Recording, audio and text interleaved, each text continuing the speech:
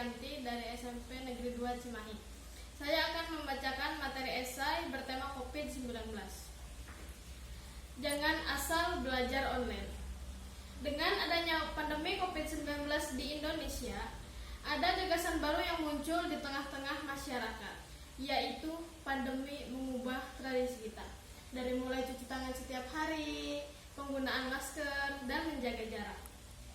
Tidak hanya mengubah kebiasaan sehari-hari, pandemi COVID-19 juga mengubah metode pembelajaran dalam pendidikan.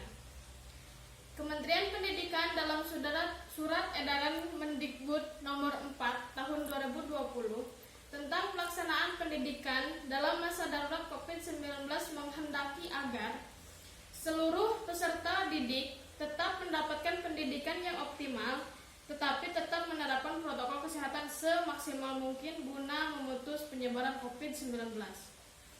Kondisi ini membuat sekolah-sekolah menerapkan kebijakan belajar daring atau online. Sebenarnya, metode pembelajaran ini mengubah pelaksanaan pembelajaran dari face-to-face jarak dekat menjadi screen-to-screen jarak jauh. Tapi, metode pembelajaran ini juga tidak lepas dari masalah yang muncul akibat kebijakan pemerintah yang diterapkan dalam aspek pendidikan ini. Salah satu masalah yang muncul akibat dari kebijakan ini adalah tidak semua peserta didik mempunyai fasilitas. Tidak semua peserta didik berasal dari keluarga berkelas atas. Hal ini diakibatkan dari pendidikan di masa lalu mereka. Ada yang mempunyai fasilitas, tapi di daerahnya tidak terdapat jaringan. Bahkan, di sebagian daerah tidak ditemukan jaringan sama sekali.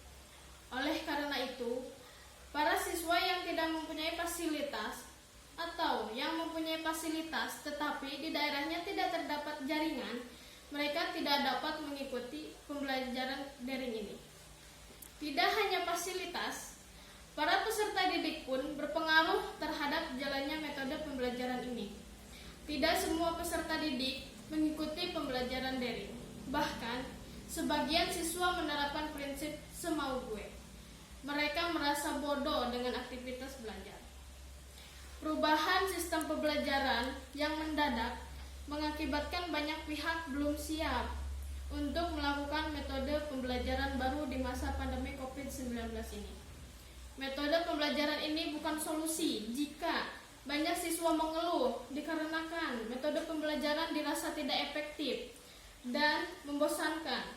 Tidak ada fasilitas yang mendukung. Metode pembelajaran ini juga bisa dikatakan sebagai solusi dalam pendidikan di masa pandemi COVID-19 jika para guru dan peserta didik dapat membuat dan menciptakan metode pembelajaran yang kreatif dan inovatif. Pembelajaran daring ini juga membutuhkan materi yang mudah dipahami agar tidak terasa monoton dan membosankan.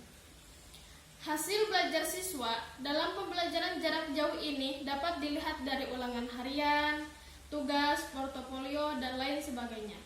Diharapkan dalam metode pembelajaran yang baru, hasil belajar para peserta didik dapat terus meningkat. Tidak hanya peningkatan hasil belajar siswa, metode pembelajaran ini juga diharapkan dapat memutus rantai penyebaran COVID-19. Kebijakan belajar dari rumah diharapkan para peserta didik tetap mendapatkan pendidikan yang optimal dalam masa darurat pandemi COVID-19. Dan semoga pandemi COVID-19 ini cepat berlalu agar tatanan kehidupan dalam bidang pendidikan, sosial, ekonomi, dan kesehatan dapat kembali normal. Terima kasih.